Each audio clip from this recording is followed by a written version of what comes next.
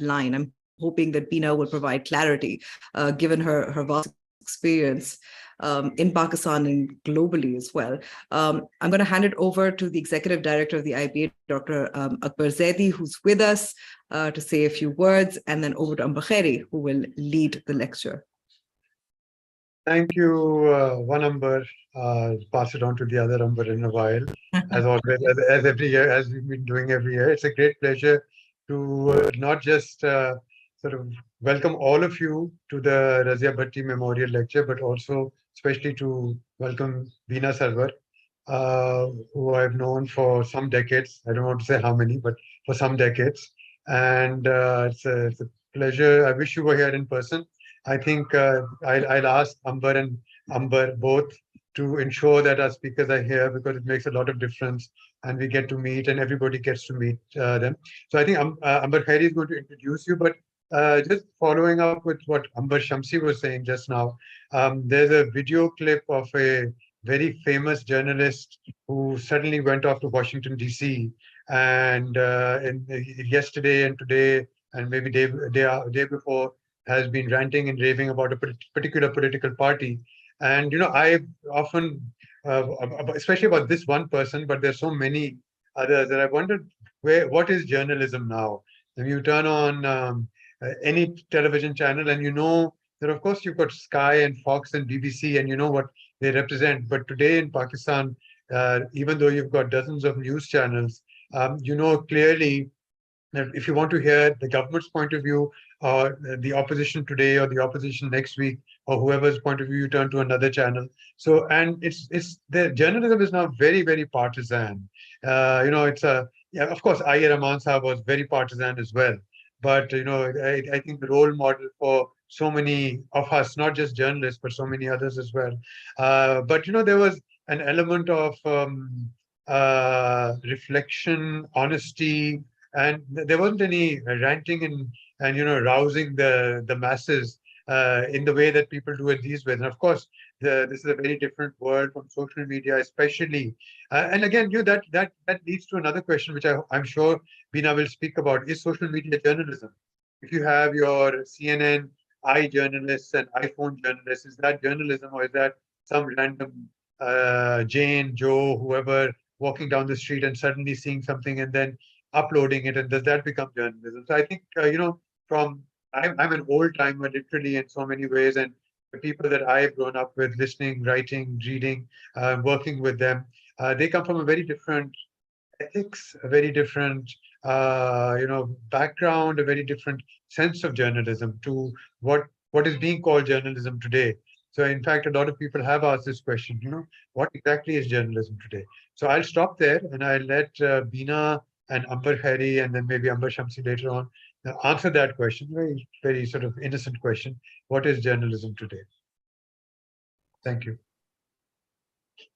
Okay, thank you so much, Dr. Akbar Zaidi, and Assalamu alaikum to everyone who's joined us. Thank you all for joining this event. As Amber Shamsi mentioned, it's the fourth in the Razia Bhatti Memorial Lecture Series held here by CEJ.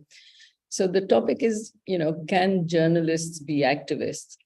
And at a time of, you know, immense political polarization all over the world, I think the media finds itself in a state of some confusion, because audience trust is at an all-time low and accusations of not being impartial are used as a weapon against journalists. Journalists are discredited, they're smeared with the accusation of being in, you know, one or the other political camp.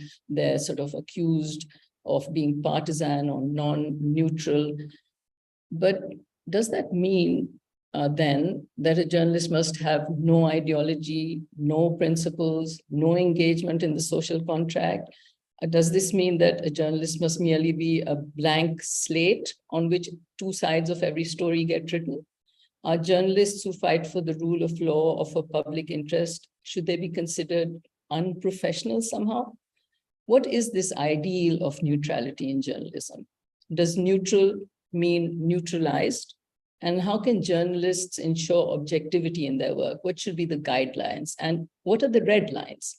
So there's really a lot to think about, and hopefully we can discuss these issues in the question and answer session, which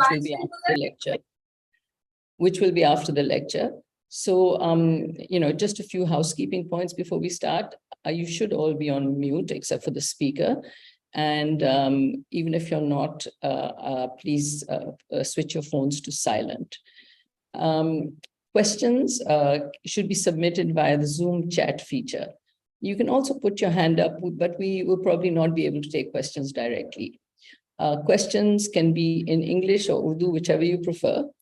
And please, we restrict our questions to issues relating to journalism or to the challenges faced by journalists, because that's essentially what we're here to talk about.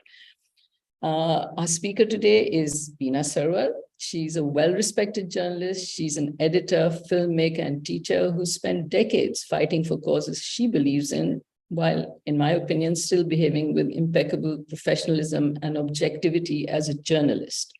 So she's going to speak about balancing her commitment to peace, progress, and principles, along with her career as a journalist and a media trainer. I've known Beena Sarwar for more than 30 years, 3 decades. I have no qualms about saying that. And I'm in awe of the energy she puts into her work.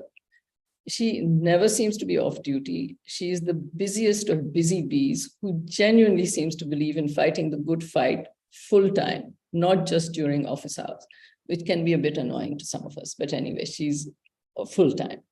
She started her career in the late 1980s when the military dictator General Zia-ul-Haq was in power in Pakistan.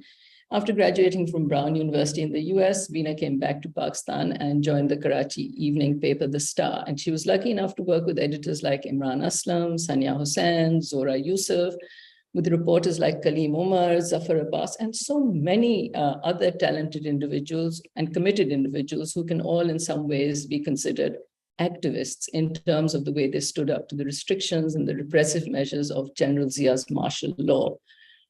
Beena went on to edit the weekend magazines of the Frontier Post and then the News. She was the founding editor of the News on Sunday, which, just as an aside, actually started out as the News on Friday. And there she put into place team working practices and standards of excellence, which the paper continues to adhere to today.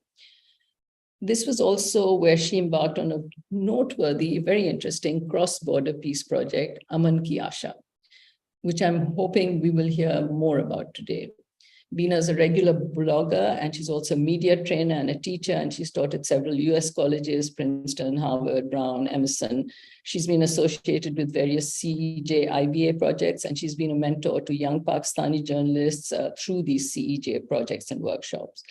She's won lots and lots of accolades and awards for her work, and her latest achievement is founding a syndicated feature service, which is SAPPAN, or the South Asia Peace Action Network.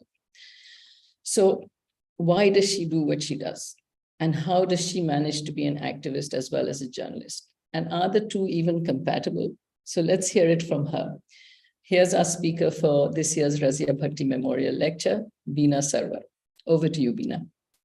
Wow, thank you, Amber. Thank you so much for those really warm and moving words. Thank you, Amber. Thank you, Akbar. Wonderful to be here. I'm really honored and humbled to present this year's Razia Bhatti Memorial Lecture, named for someone who remains a role model for so many journalists and women, someone I knew personally and admired greatly. I will just, I have a few slides that I'm going to share, so that's on another laptop right next to me. So I will just occasionally be looking on that side. As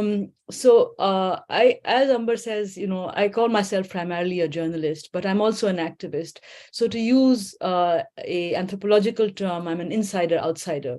And as Amber said, I've been part of initiatives with mainstream as well as media, as well as alternative models, and also been part of the struggles for peace, human rights, gender rights, and democracy.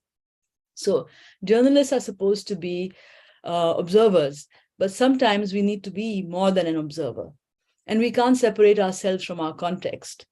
So I think what we can do, as a former editor in Nepal, Kunda Dixit, has said, what we can do is to try and be as fair and honest and accurate as possible. We can't be, because objectivity is something that I don't think really exists, because we all come from our particular contexts and worldviews. And according to according to the objective school of thought, you can either be a journalist or an activist. So my friend, Kathy Gannon, the legendary reporter who I look up to and admire immensely, this is what she believes. You can either be a journalist or an activist. In fact, Kathy says that I'm a reporter. What's this journalism business? But anybody who's followed Kathy's reporting can see that she upholds certain values, but she also always maintains a neutral tone and refuses to get drawn into taking public positions. That is a little bit unlike I.A. Rahman, who Akbar Zaidi mentioned, who was also one of my mentors, and from whom I think I get a lot of my ethics and responsibility kind of ethos. But to be honest, I never knew I had a choice, because I started my journalism career not in the late 80s, Amber, but in the early 80s, just when I was out of high school, after having done my A-levels. I was like all of 18, and I got an internship at the Eveninger, The Star. And this was around the same time that the Women's Action Forum sprang up in resistance to the unjust laws imposed by a military dictator, seeking legitimacy in religion. And, as we know, that legacy continues. So I participated in those protests, and everybody, all the women I knew, including my editor, Zora, were also part of that. And I did that while subbing copy at the Star Weekend and learning about that. And this was down the corridor from the Herald, when I was at the Star. And I had to go there at least once a day, because the women's bathroom was next to the Herald, if you remember, Amber, and I had to come into the Herald to get the key. And I remember Razia, as a soft-spoken, modest, unassuming woman with a very quiet serenity and almost shy demeanor. And I remember the camaraderie that the team shared, mostly women, some men. And I remember how the kind of the people that I was with, the sense of humor of people that I was with, like the Herald team, my team at the Star, how that laughter countered the menace of those days of political repression, which had a new focus on religion and national ideology. And I remember the heavy censorship, newspapers publishing blank sections to show where something had been absolutely, fully censored, which of course, that outright censorship we don't have right now. Now it's a lot more self-censorship and much more, subtle and on all that. But, I think, as Amber Khairi said, resistance to dictatorship is also activism. And in such situations, journalists simply trying to do their job fairly, we have to take sides. I don't really see what choice we have. You are, in Pakistan, where such situations are all too frequent, journalism becomes linked to the struggle for democracy, and it always has. My uncle, who founded, one of the founders of the Pakistan Federal Union of Journalists and Karachi Press Club, my late Akhtar, that's an example I have in my family. And my other uncle, Zawar, who was also a journalist and a friend of Akhtar's, which is how my parents met, aside. But anyway, so the Herald was among the dissenting publications during Zia's time, along with the Star and the Weekly Viewpoint, and the Frontier Post under Aziz Siddiqui Sahab, that was only published from Peshawar then, and the Muslim and Sindhi language newspapers. And in the Zia days, then, as now, the independent media devised ingenious and courageous means of getting news and analysis across. So at the Star Weekend, Zora Yusuf, my first editor, in quiet defiance, she would publish articles of banned authors under assumed bylines. As an intern and later and when I came back from college, I was an editorial assistant and an illustrator. So I became part of the resistance. I mean, I was part of the resistance. Like I said, I don't feel I had a choice. I was in it right from the start. And so my little contribution included cheeky takes on women's oppression. And I've got just a few slides to show people who may not have seen these things before. Like I did this little piece when I was an intern, actually, 101 uses for a chadar, which I also illustrated, because the whole thing was, putting women in chadar and char diwari. I did art reviews and theater reviews, including for Imran Aslam's satirical plays. And I illustrated, I reported on women's movements while being part of it. And there was a little thing called City Star, which I think it was Imran's brainchild, probably, poking gentle fun at politicians and generals. And those are my illustrations. And valorizing women and women's rights. So was this activism? And around the same time, under pressure in '88, under pressure from the authorities and publishers, Razia resigned rather than compromising her editorial independence and launched Newsline. So I found this. This is also from that time, from the Women's Action Forum time. Razia, I found this picture of the team in 1988 or '89 soon after they had started. And Razia Newsline was the first magazine in Pakistan run by a journalist cooperative with complete editorial freedom and independence, brought out on a shoestring budget. Razia saw the journalist's role as both a crusader and reporter. In a civilization that seems to be regressing into new holocausts, we must seek and speak the truth, for we are the voice of voiceless millions. Is this journalism or activism? I had moved to Lahore by then, and I joined the founding team of the Frontier Post Lahore in 1989, and where I was the features editor. It was also at that time that I became a volunteer with the Human Rights Commission of Pakistan that Asma Jahangir had recently established. And I later served on the HRCP Council for 3 consecutive terms. But when I wrote these, I did a series on when the Human Rights Commission annual report came out. I was just so blown away by the reporting contained in that annual report that I serialized on my own initiative. I serialized, it in several parts. I found some parts of it this was in 1990. And the themes that I found in that and the article, the information I found in that is something that I took with me. And it was mentors like Asma Jahangir, Dr. Mubashir Hassan, and Aya Rahman, who also invited me to join the People to People initiative being formed in the early 1990s, the Pakistan India People's Forum for Peace and Democracy. So my interactions and learnings in these movement and in the women's movement have given me perspective. They've informed my views and my journalism, and I've been part of these movements, but like I said, the insider-outsider sort of thing. So traditionally, sorry.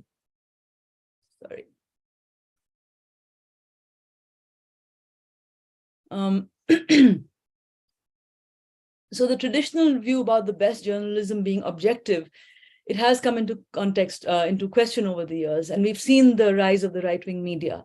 But somehow it is only the progressive media that gets labeled as activist.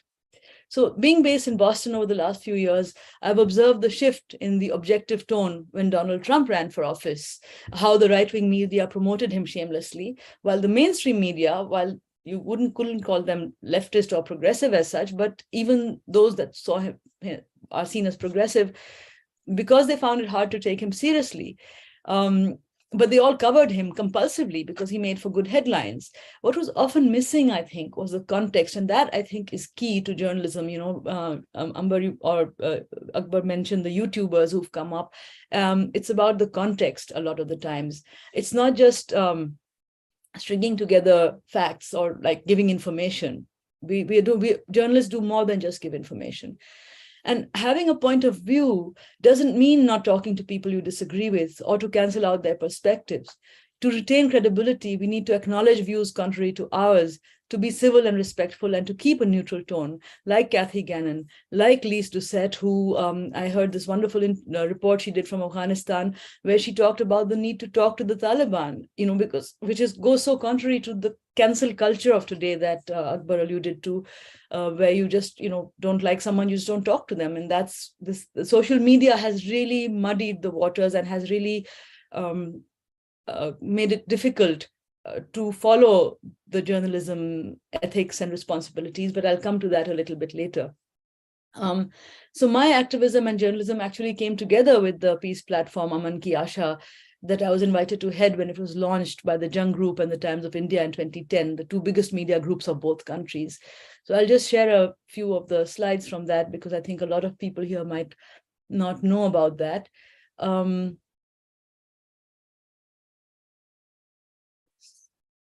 am I sharing the wrong screen? Okay. oh, sorry, this was back to the HRCP continue. That's Justice Dorab Patel and, the reports I did for them at that time. And this is me holding the 10-year placard in Lahore, 10 years after the 83. This is 93. This is 10 years after the Lathi charge on the Women's Act, on the protest at Lahore. So Aman Ki Asha, these are billboards. These are prototypes of billboards that were put up, some were put up, some were not. A media-led civil society movement, not just an initiative, a movement. History is what we inherit, the future is what we make of it, and erasing differences, not indifferences. There was a joint editorial, and the billboards in Bombay in announcing "Love Your Neighbor" barely a year after the Mumbai attacks catalyzed the energies of many young people. Social media was starting to gain traction, and multiple unauthorized Aman Ki Asha accounts cropped up on Facebook, which was the main platform at the time in 2010. There was a brand logo that you saw, and Gulzar's iconic poem became the Aman Ki Asha anthem, sung by music maestros Rahat Fateh Ali Khan and Shankar Mahadevan. Some of you might remember that, Nazar mein rehte ho, jab tum nazar nahi aate. You are in my sight even when you are out of sight, referring to the strict visa issue restrictions between the two countries. There were Aman Ki Asha concerts with Indian Ocean and Strings performing together, and readings with legends like Amitabh Bachchan and Zia Mohyuddin, Intizar Hussain, Gulzar, journalists like our own Muhammad Hanif and Zahid Hussain, who have both been with Newsline. Gulzar recited this poem, another poem dedicated to Mehdi Hassan for Aman Ki Asha. He recited it. We have it in his own voice. I don't know if I have that slide here, but it went like, "Aankhon ko visa nahi lagta, sapnon ki sarhad koi nahi, band aankhon se roz main sarhad park chala jata hoon, milne Mehdi Hassan se." Like, eyes don't need a visa, dreams have no frontier. Every day with closed eyes, I cross the border and I go and meet Mehdi Hassan. So there were mushairas, including an all-women one in Karachi, and at the two mushairas in Karachi at the Arts Council, Mehdi Hassan, who was actually incapacitated by then, paralyzed almost, he'd had a number of strokes, was brought on a wheelchair to meet the Indian participants. And I remember how they touched his feet and they kissed his hands, and I remember how they wept. It was a very, very moving scenario. Anyway, so these events were organized by the marketing departments, and the journalist teams covered them. And other media outlets do this also, organizing forums or seminars, and then you report on them. But this was a concerted campaign that went on for at least 4 years. And on the Pakistan side, we produced, because I was on the editorial side, we produced pages. That's me with Imran Aslam and Shahrukh Khan at Shahrukh Hassan. Sorry, the Pranab Mukherjee actually called him Shahrukh Khan at the Economic Forum when Pranab Mukherjee, who was then the finance minister, later the president, and this was at the INMA conference there. And we produced pages and did report. That's Pranab Mukherjee at the Aman Ki Asha Dividends Economic Conference. They were headlined, and reports were produced. But besides the reports, this was the Peace Hankies project that that they got like hundreds and thousands of handkerchiefs from children across India and Pakistan that we later made into a tug of peace event at the Wagah border. And then we produced all these pages, and in Pakistan we produce them every week in Urdu and in English, in the Jung and in the news every week. So these are just some of the pages. I just thought I would share those. And the Aman Ki Asha wave, I would say, just subsided a little bit around 2014 because of political constraints on both sides of the border. And of course, in the meantime, we also had attracted a lot of the attention of those whose bread and butter depends on tensions between the two countries. So I and many of my colleagues faced hostility, campaigns against us, calling us traitors, enemy agents, court cases, and so on. But, we just focus on our work and carry on. So, but Aman Ki Asha, so the wave kind of subsided in Pakistan. There were some constraints. In India, there were constraints. I mean, I don't need to get into the political context around 13, 14, when these things started happening. But the constituency that Aman Ki Asha had energized still continues. And like I said, that is where my journalism and activism came together. And the amankiasha.com website, I still edit, I still post stuff to it. But the on-ground events, the marketing departments have stopped doing. So that was that's what the power of what happens when a corporation or a company joins hands to for media, for journalism. Anyway, so since moving to the Boston area some years ago, I've had more interaction with South Asians in the diaspora while retaining my contacts with those back in the region, not just India, Pakistan, but also around the region, because I was part of the Himal South Asian Initiative, the PANOS South Asia Initiative, and the South Asians for Human Rights and all of that. So in 2021, as the pandemic raged, we decided to give the peace movement another push. And we held an online meeting of over 80 friends and comrades to discuss how to do this. And we agreed that focusing on India and Pakistan was not getting us where we wanted, so we needed to take a regional approach. And if France and Germany can come together in the European Union, why can't India and Pakistan come together in a South Asian Union or a federation? This is an idea that Dr. Mubashir Hassan first said to me many years ago in Lahore. And I was like, Dr. Sahab, aap kya baat kar rahe hain? What do you mean a South Asian Union or federation? It's never going to happen. And he said, but at least let's plant the seeds. So in March 2021, we planted the seed, another seed. We started the South Asia Peace Action Network after this meeting that I mentioned of over 80 people that we had breakout rooms, we had moderators, we had rapporteurs. Mandira, who's the granddaughter of Kuldeep Nair and a respected journalist in her own right, she put together the comprehensive overall report, compiling notes from the rapporteurs in each of the rooms. And we had a resolution that we had a founding charter that over 40 organizations have endorsed, and like several hundred people, individuals, and it is still open for endorsement. And then we began organizing events every month. On the last Sunday of every month, Imagine Neighbors in Peace.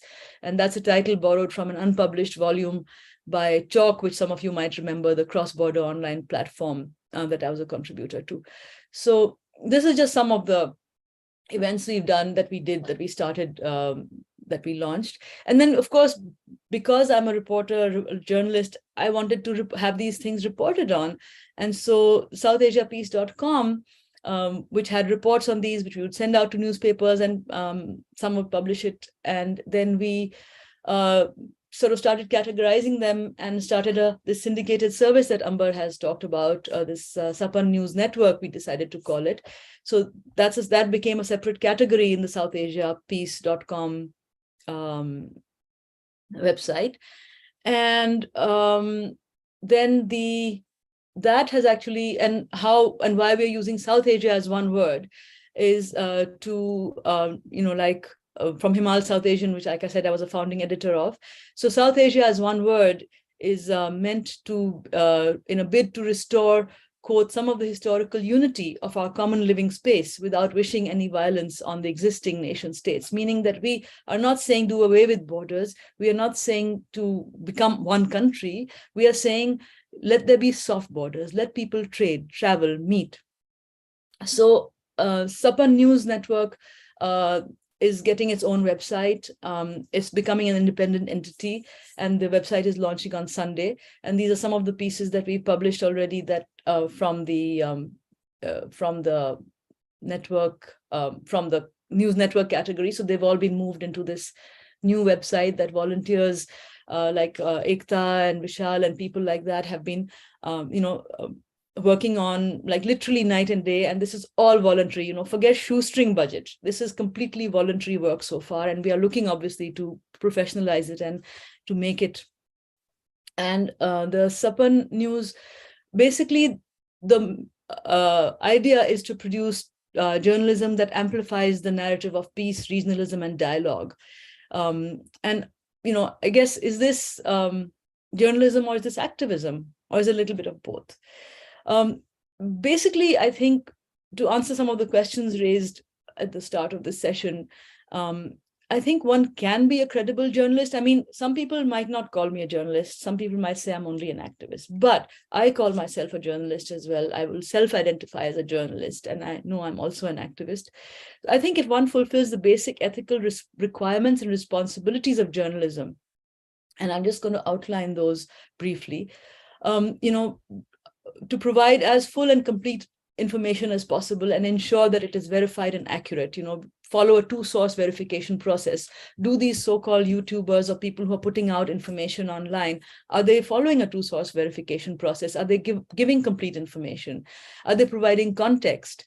Are they fair to all sides, including all those who they mention or they interviewed? Are they avoiding name calling and stereotyping? Are they being transparent about sources of information and of revenue? In this unnamed sources business leads to a lot of very murky kind of so-called journalism, and some of it may be very, very true, but it then opens the doors to a lot of what's now called hashtag fake news. So it's also important to ask the right questions and to provide that context and that nuance, which is so, so important. Not just stringing together information. We don't want a laundry list of this happened, this happened, this happened. And I think finally, I would say that like a real journalist would have curiosity, not just decide that this is what I know and I don't need to know anything else. If you don't have curiosity about the other side, then I'm afraid that you're not really being very journalistic. To have humility and to have compassion, I think that's really, really important. So I believe I've provided a fair bit of context and nuance to this discussion. I hope so. So I'll just end with a question and leave it to all of you to decide. Are journalism and activism really incompatible? Or in what circumstances are journalism and activism compatible? Thank you. I've stopped Thank now. you so much. Thank you so Hope much, I've answered Beena. some of those That questions. was- Thank you. That was very thought-provoking. And please feel free to send in questions now. We have a question from Lubna Gerard. Many digital content creators call themselves journalists and resonate more with the people than the journalists who are giving facts. They are activists who play on emotions, whereas journalists are focusing more on facts and leaving emotions behind. So how do we bring activism back into journalism? Yeah, thanks a lot for that question, Lubna. I'm so glad you're here. I think I tried to answer that question. I think there has to be a balance. Like I said, you can't just give a laundry list of this happened, this happened, this. It can't just be bare bones facts. I think there has to be, if you provide the context, if you have the compassion that I mentioned, if you are empathetic to the people about whom you're writing and for whom you're writing, then you don't have to be ranting and raving. And I think Akbar put it very well where he said that Ayar Rahman was partisan, but he never ranted. And I think I see a lot of the I think it's very easy in this social media, in this time of social media. I think it's very easy to get triggered. We all get triggered by something or the other. But before social media, when you got triggered, you were able to process it with yourself or with your close circles. Now, whatever you think, you can just oglo it. You can just, whatever comes in your head and you're just like, boom, you put it out there without processing. So I think it's really, and this is what I tell my journalism students also, my reporters also, that it's really important to process everything that you put out for the public. So you don't lose the emotional, compassionate part of it, but you process it so you don't just, it's not raw, unprocessed thoughts that are just based on a trigger that you had, which doesn't have full information, which doesn't have the other side. It's so much easier to name call and to just say that, well, I think this. Well, I think if you don't put it in context, if you're not providing the full information, if you're not looking at the other side, I think that's not very journalistic. So your question was, how can we bring the activism back into journalism? Well, I think it never left, and I think I kind of tried to bring that out a little bit in what I was talking. I hope that answers your question.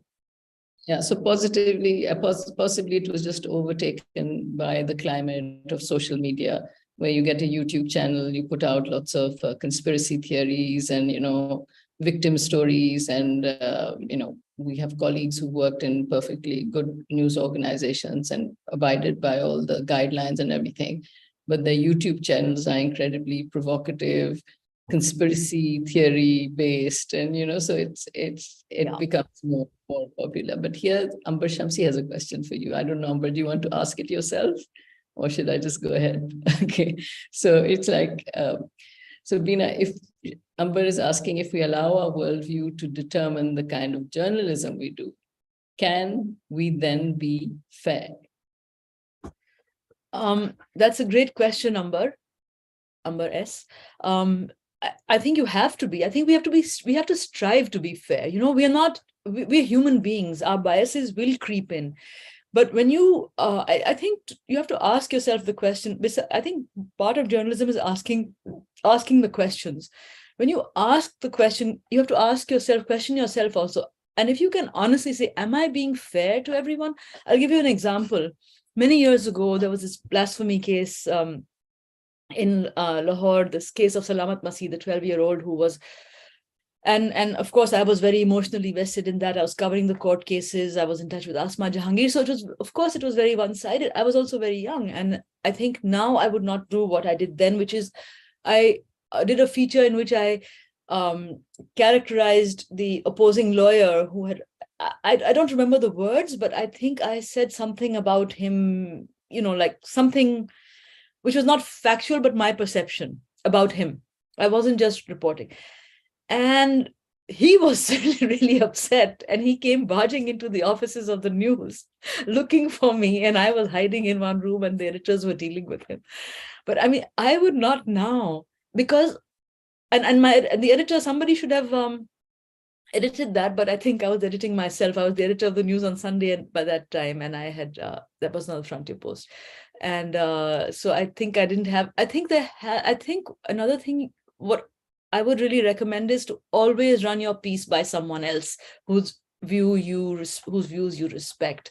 I always I very rarely get a piece publish a piece, even though I'm the editor, but I will always get people to review it and give me feedback, because you can miss something, you can have typos, you can be saying something that doesn't make sense. It makes sense to you, but maybe to a reader it wouldn't. So I think you have to really always ask yourself, am I being fair to everyone concerned? Yeah, that's very, very true, especially about running it by someone and, doing teamwork and everything. Now we have a question from Ahmed Chabbar. It's about influence and influencers. So he's asking, does the term influencer cover both journalists and activists? And are journalists supposed to influence or just keep facts forward and let people decide? Or would an influencer be doing something completely different? Wow, yeah, that's a great question, Ahmed. Thank you for being here. So influencer, of course, is a very recent term. It is directly related to the rise of social media, particularly Instagram, right? And maybe Twitter a little bit, but mostly Instagram. So influencers are not journalists, but journalists can be influencers, I think. There are many influencers, and the thing is, they get paid for I think it's often very commercial. The term influencer is actually a glorified term, I think, for what used to be called corporate sponsorship. So influencers are paid to wear what they wear, or to go where they go, or to promote who they promote and promote what they promote. And if you're a journalist, you can't that's a really important thing. You can't take money for promoting something or someone. If you're doing that, you're getting in the realm of PR, or public relations. There's, of course, a fine line. But again, you have to ask yourself, is what I'm doing just a promotion, or is it journalistic? What context am I adding? What uncomfortable questions arise that I'm glossing over because I'm trying to be this influencer, or to please somebody? You can't be a crowd pleaser, and I think it's very hard when you're part of a movement. Like I've been part of the peace movement, the women's movement, the human rights movements, and you have to always stop and ask yourself, I'm not trying to promote the people. There's a cause I'm trying to uphold. And if Asma Jahangir is unhappy about something I've written, I'm not trying to, this is not a PR for her. But because I respect and trust Asma Jahangir, and she's my mentor, and because she's the one who got me into the human rights movement, let me run this by her and just check with her. if this somebody has said something about her. So I won't just put that in without checking. Like, this is what's been said. What do you have to say? Right. And she might hate that. She might get really annoyed with that question, like, and get really angry. And in my response, in my article, I might not convey that anger, but I might just convey her response. So I'm doing a bit of, like, I'm trying to shape a view. I'm trying to give my view. I'm trying to get readers to view, to go along with my view, but I'm not trying to be propagandistic about it. I'm trying to allow them to make up their own minds. I have to allow the reader or the audience to make up their own minds. I can't tell them what to think. I think that would not be journalistic. And I think influencers are like, oh, you have to try this pakora. This is the best pakora I ever had. That's, like, well, maybe I don't like it flavored exactly in that way, Like, my uncle Zawar, who I mentioned, a very early lesson he had was from an Anglo-Indian editor called, I think, Mr. Robbins, he said his name was. And my uncle was very pleased.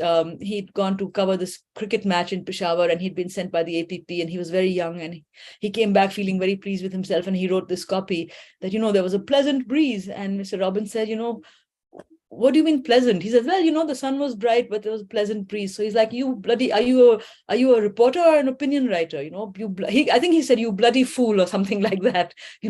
What is this? Like, you can say it was cool. You can't say it was pleasant. Like, get the opinion out of the reporting.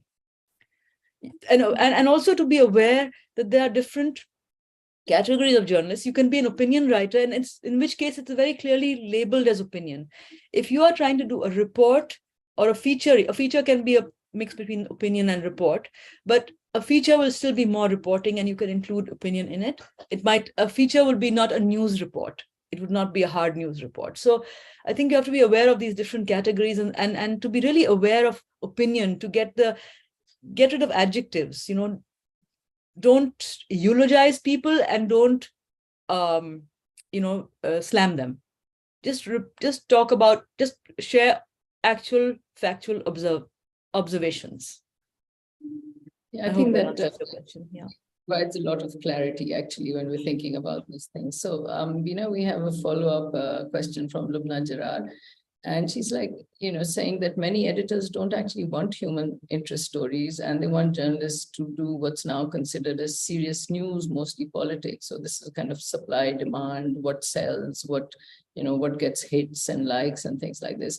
So, and she's saying many good journalists who do great human interest stories stop doing these stories to cover politics. And so what can such journalists or reporters do to keep their work uploaded and had, people who work on human interest or social issues, stories of those. So what that's can a they great do? question. That's a great question, and I think my heart goes out to all those reporters and journalists who want to do those human interest stories and are not being given the space to do so.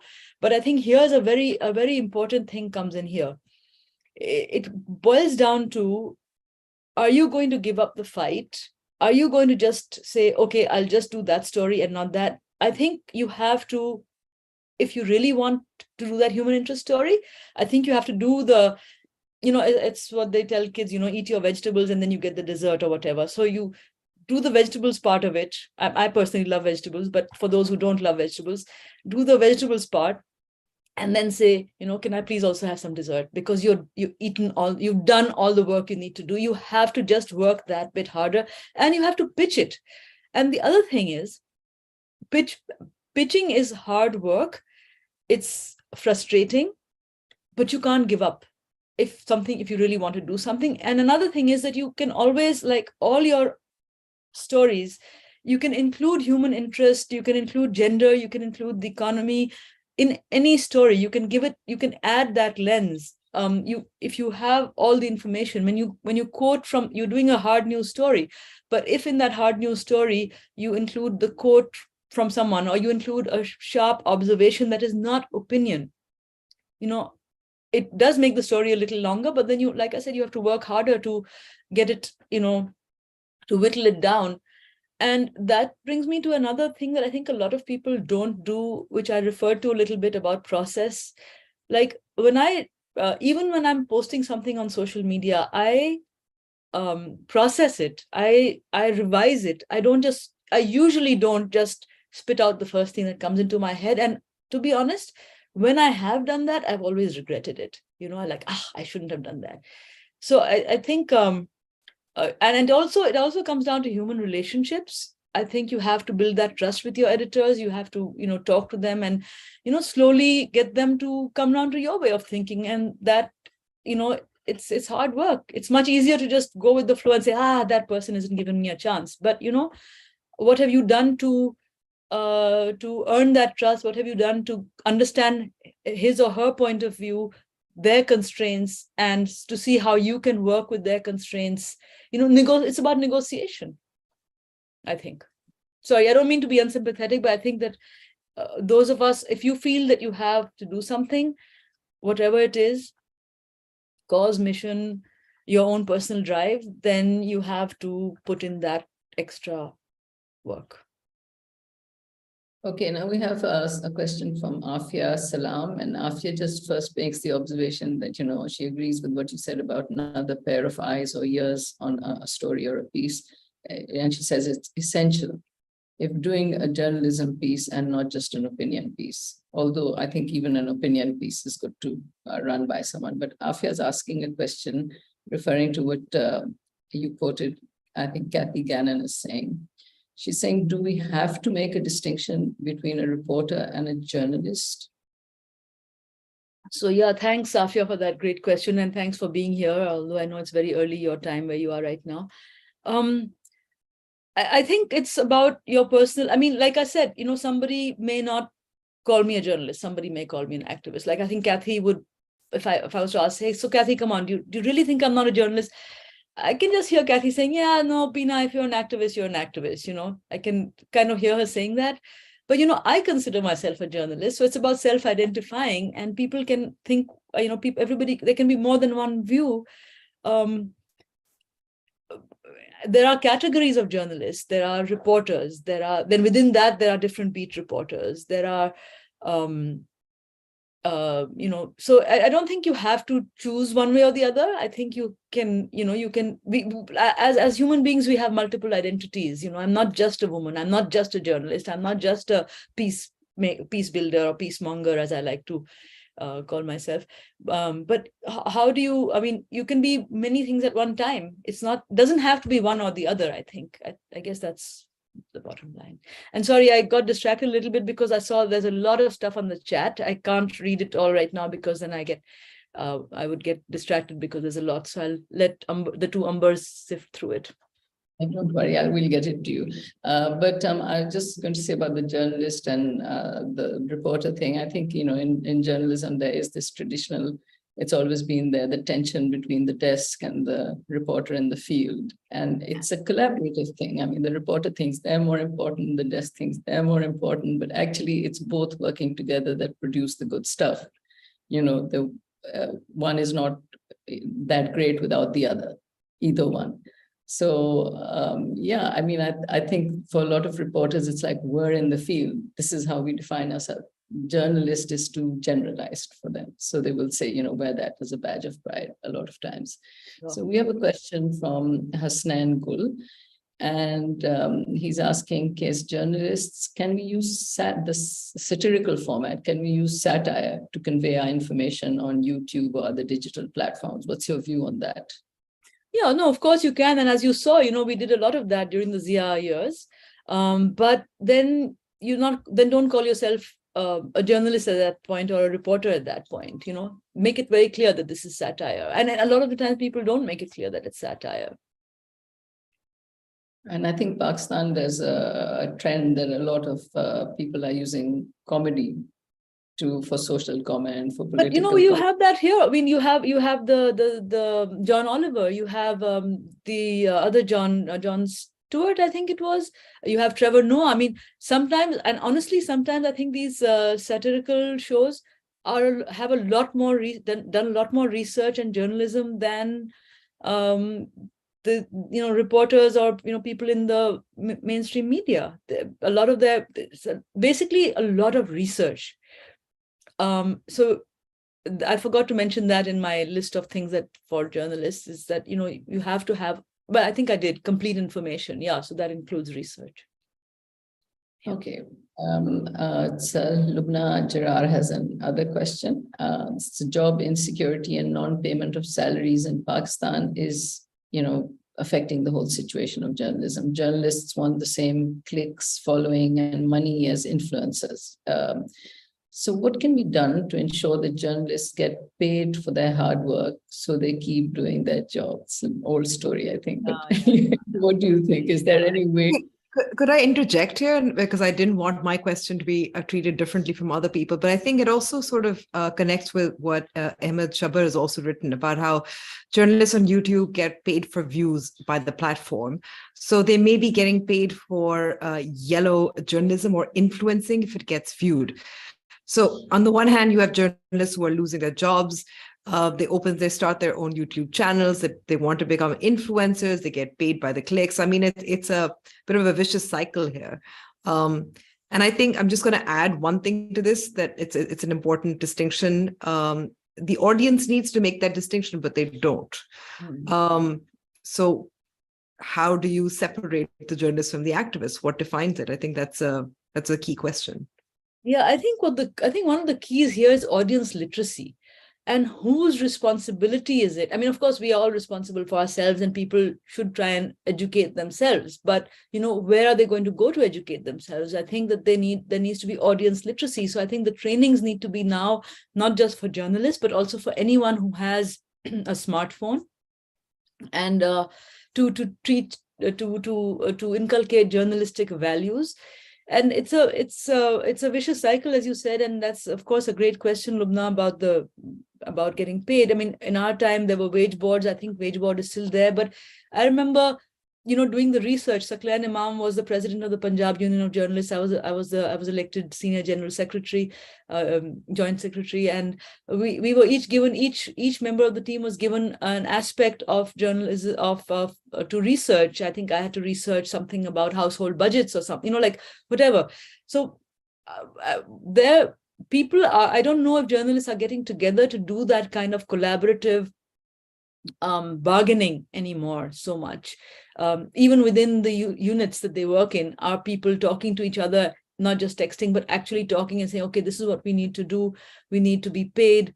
We need to, increase our pays. We need to how do we do it? And also, Amber, when you mentioned the tension between desk and reporter, I think another major tension that I always remember was between the marketing department and the editorial/reporting, because the marketing was always wanting to push something. I remember that we had a report on I forget what brand it was, but it was something, and we had a report about formula milk, baby formula, and how harmful it is. But that company was giving ads. And so the marketing department had that report pulled out, about how harmful formula is at the expense of promoting breastfeeding, which was a good report that we had published. But anyway, so money has always been, those tensions have always been there, and you have to find ways to work around them, like I said. And I personally believe in collective nonviolent action, and taking people along with you, so that if people are unhappy about something, then, talk to other people, see how they feel, see how you can get together, and how you can try and, influence, to use that word, your organization in some way, be influencers within your own organizations. Sorry, I don't know if I answered your questions properly. And talking about the point about yellow journalism, how do you make the distinction, separating the journalist from the influencer that Ahmed Shabar had raised? Charu Shahane has a comment, and it's just about that, about audience literacy. She's saying audience literacy is super important, and the ignorance surrounding what is journalism is really astounding. I mean, do you find that now? Yeah, I think so. And actually, I really would like, I've been wanting to, and I've mentioned this to several people, like a basic code of ethics, something like the last slide that I shared with, like, like what is like journalism, basic what to say, and to have people sign on to that. Like, it can be a collaboratively put together like bullet points of 10 of what is journalism or what should it be. And something that social media users and so-called YouTubers and people should also like, sign on to that, like, to provide complete information with context, to, not name call and not stereotype, and to, to provide, to be as factual as possible and all that, and to have that to verify information before sharing it.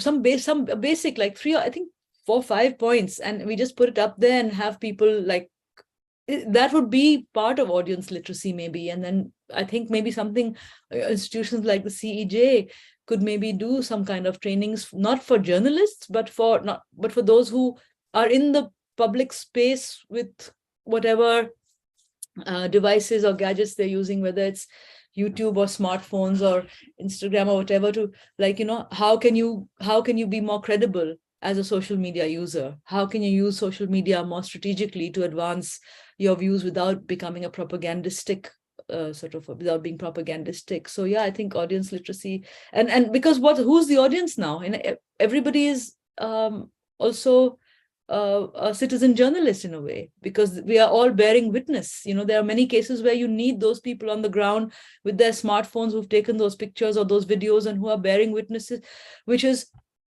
forcing the mainstream media to take note of things that they would otherwise ignore, because either they don't have a reporter there or because they choose to ignore it or whatever.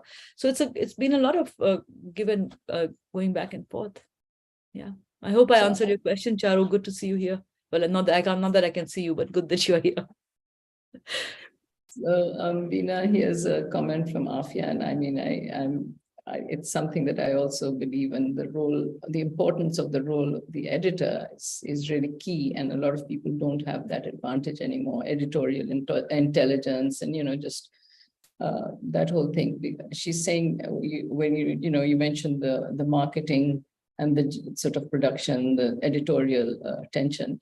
She's saying money makes the mayor go. So unless the institution of the editor is strong, marketing compulsions will drive the content.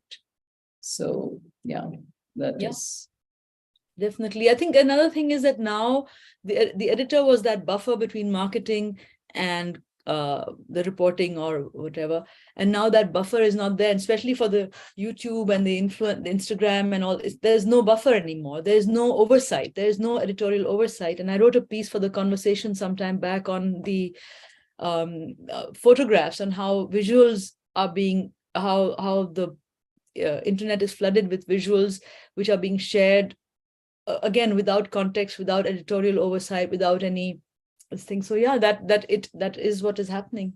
Yeah, but that's what we're trying to do. Like a Supper News, for example, we're not breaking news. We're not doing breaking news, but we're really trying to and we're training people on the job. And I'm glad to see some of our people here, at least one person who, and I really appreciate the effort that some young reporters are putting in, like Abdullah, who's here, to revising copy, to going back and answering the editorial questions even when it's frustrating. You want to get your stuff out immediately.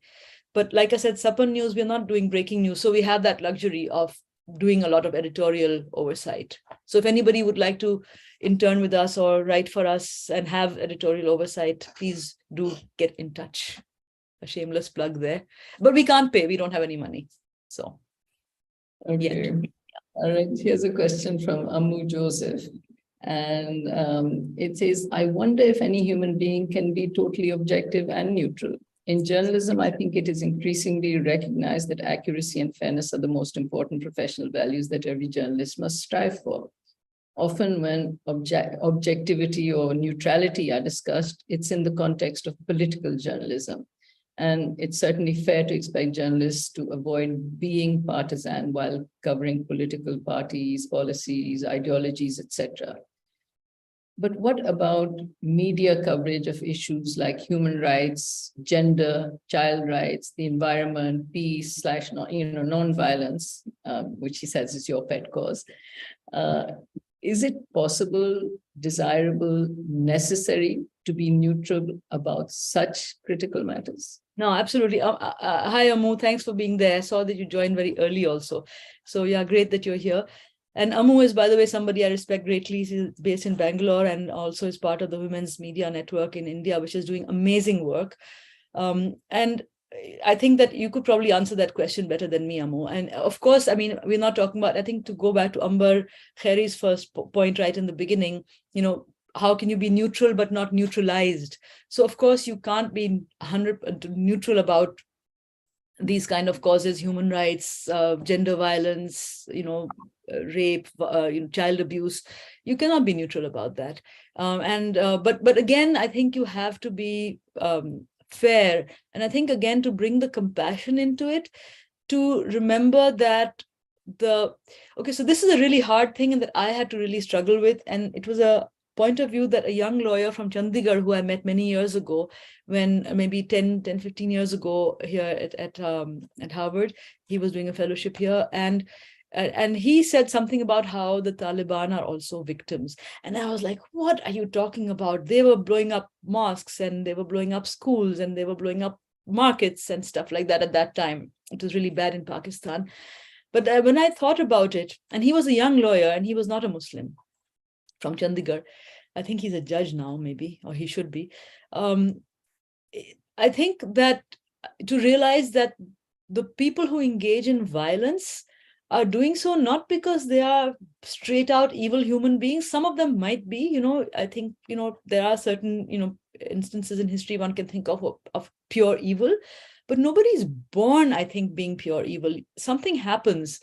And not to make any excuses and not to justify the violence or the transgressions in any way at all.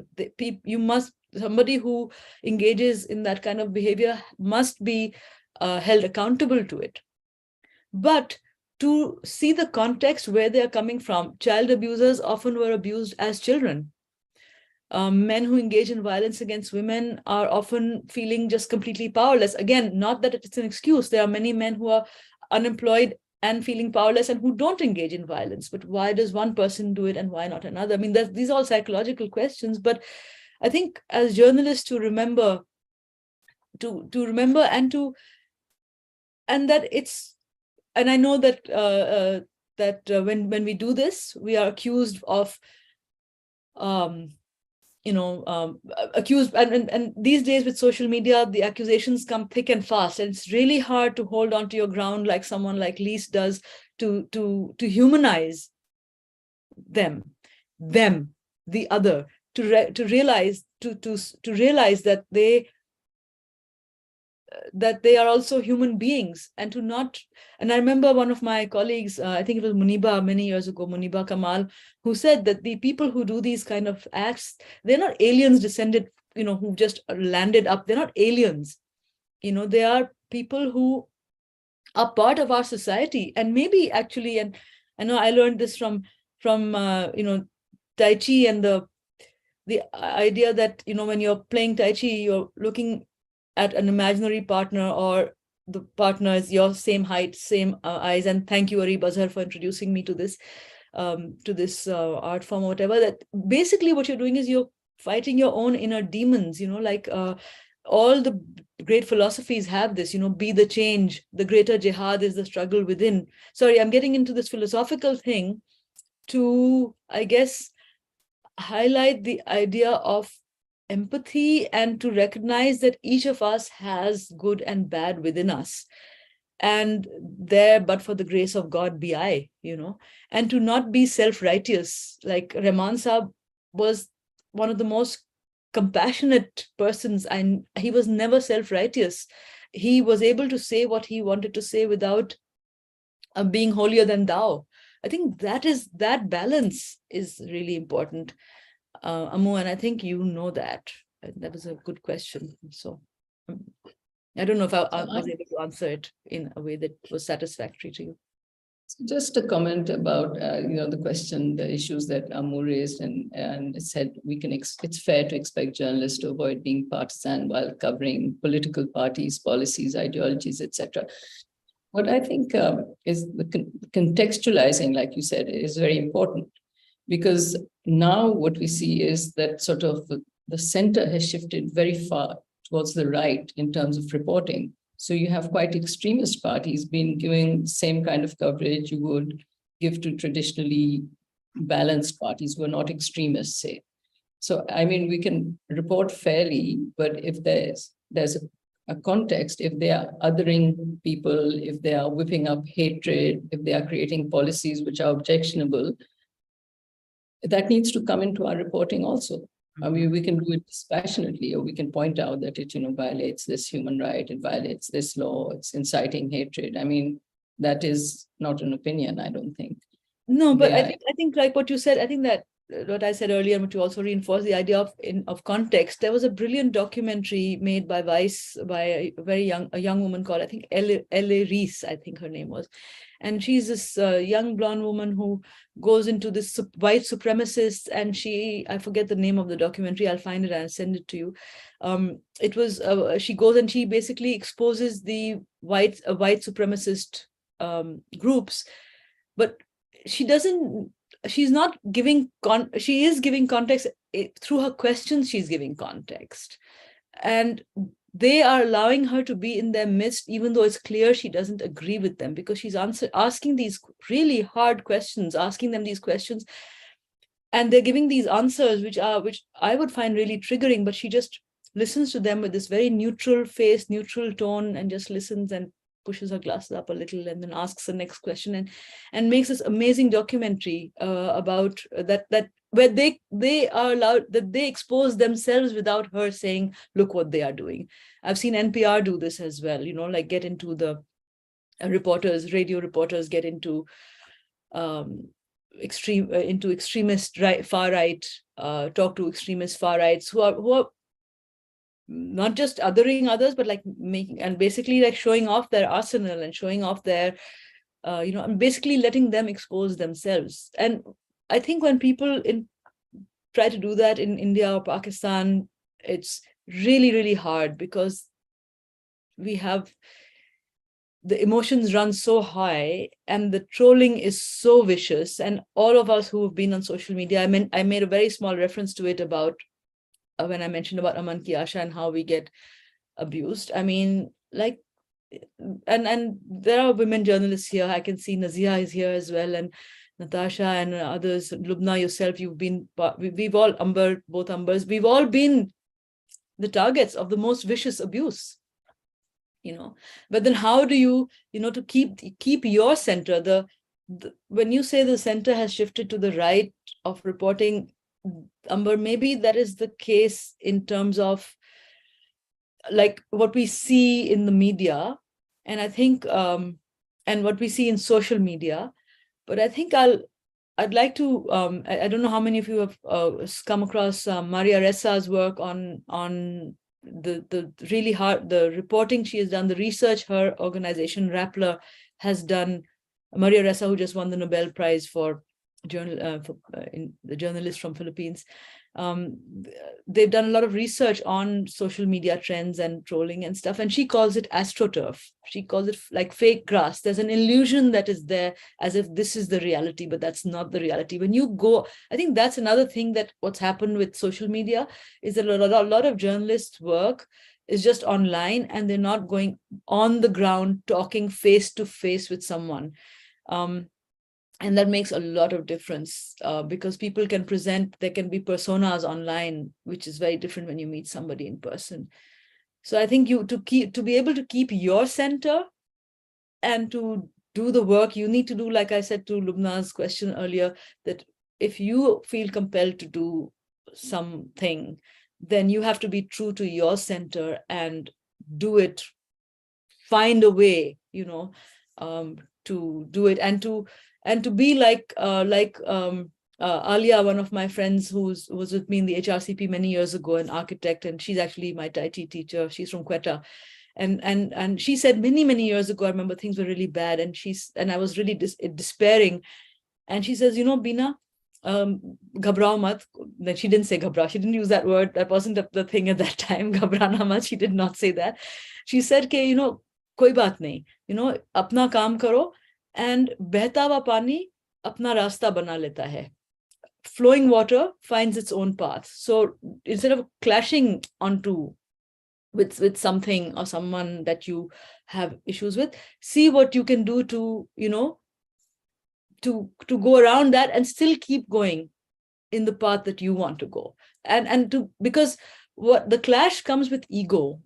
And again, like, to go back to what I said earlier, like, all the great philosophies are about erasing ego, about being the change, about the greater jihad being the struggle within your own inner demons, like to fight your ego. And there was this great film, I forget which, in which Michael, what's his name? I forget his name, the actor. He's with the devil. He's fighting with there's this contest between him and the devil. And at the end of it, the devil gets him and says, "Vanity, my favorite sin." So it's our egos and our vanity that come in the way of letting us get to where we want to get to, I think, a lot of the times. Yes. Okay, we don't have much time left, but we do have a few more questions. Charu Shanis has a question about basic, the idea of journalists being activists, and is it possible? And she's asking, well, isn't a human rights perspective enough? And that would automatically make you both fair and balanced, and also ensure that you don't fall into activism in the negative sense of the term. So what's your view on that? And what would be the negative sense of the term? I think the negative sense of the term would be where you fall into propaganda, where you stop being fair, where you stop asking questions just because those questions might be making you uncomfortable. I think that would be getting past your own discomfort to follow the money. And that's one of the main, and to come back, that comes back to question that's come up here about getting paid, but to sort of somehow find a way to keep doing what you're doing. And Charu, I think that's, what I said earlier, that, we get labeled activist, but the right wing is doing that, and I don't hear anybody else I don't hear them being called activists so much. But I don't think it's about labeling so much. I think we need to get out of the labels and just do what we need to do, and not worry about what somebody might be calling us, or what somebody, how we might be coming across to other people. Maybe. I don't know if that answers your question. Well, I suppose the human rights perspective would be a kind of a mooring, but is it enough? And okay, there's you have to follow your conscience, basically, and what you think is right. And also remember that, quote unquote, the other side is also doing what they think is right. They believe that what they are doing is right. We might be as vested in human rights, in that human rights perspective. And when you're saying human rights perspective, you're taking the UN endorsed human rights perspective, or or something that Asma Jahangir would have endorsed, which is basically about human dignity, equality, and all those things. And that's what I would guess that people here mostly would have those, would follow those values. But the people who are violating those values are doing so from a sense of extreme self-righteousness. They are right, and anybody who disagrees with them, it's fair game to be attacked, physically, killed even. So, and again, we can't be that, we can't control what they think or do. We can only just keep, following what we think, what we try to do. Beena, there's a comment from Lubna Jarar about the economic. Lubna again? Or koi nahi hai? No, Lubna, and then the last question is from Ahmed Shabbal. So our two most enthusiastic participants here. But Lubna is saying, basically, she's part of the elected body of the Karachi Union of Journalists, KUJ. And she says it's scary and sad to see journalists losing hope and passion because they have families to support. It's a question of their bread and butter. So it was bad during COVID when many were suddenly laid off by channels, and they looked towards the union but the union, we couldn't help them, she says. And then she says she's doing something similar to what you've done with Sappan News Network. I'm working on a digital platform where journalists can upload their work and sell it, for example, to the international media. So that's one way, maybe journalists are organizing things like that. And since we have time constraints, I think we will just take Ahmed Shabbar's comment, who says, I apologize if I'm asking too many questions. No, we're very happy to have a question. And it is about basically owners, this whole question of news groups and owners and their own economic interests. And so he says, can media channel owners have a political leaning?